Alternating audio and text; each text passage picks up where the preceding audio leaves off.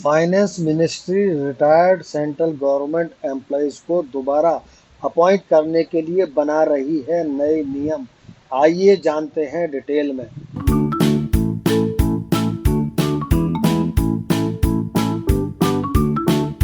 स्वागत है आपका लेबर लॉ क्लब में।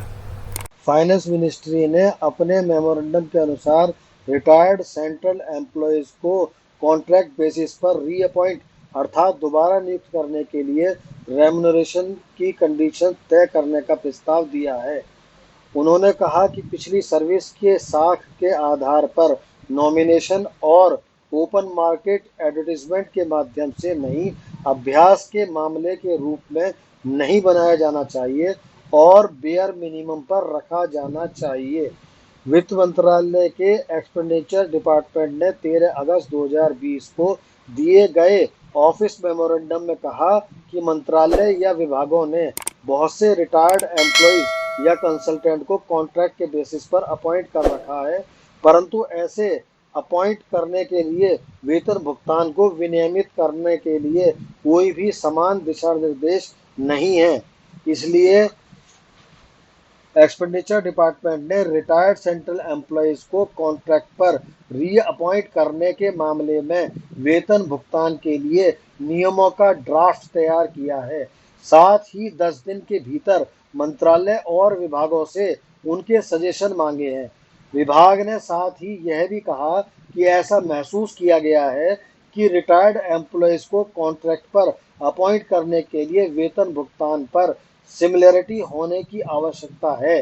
ड्राफ्ट में कहा गया है कि इस तरह की नियुक्तियां केवल सरकारी काम के औचित्य में, जहां रिटायर्ड एम्प्लॉयज की नियुक्ति से पब्लिक की सेवा की जाती है, की जा सकती हैं।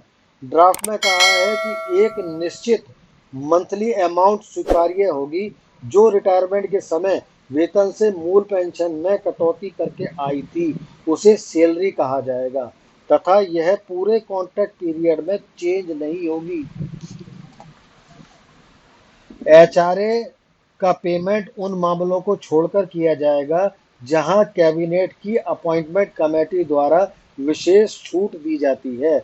इस तरह की नियुक्ति की अवधि 1 वर्ष के लिए होगी और रिटायरमेंट की आयु से 2 वर्ष तक बढ़ाई जा सकती है और किसी भी स्थिति में 5 वर्ष से ज़्यादा नहीं बढ़ाया जाएगा, जो कि रिटायरमेंट एज से अधिक हो।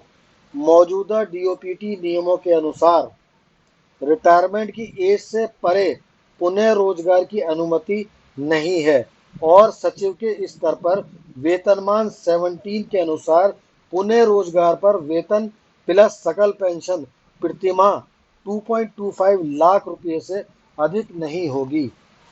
जय हिंद।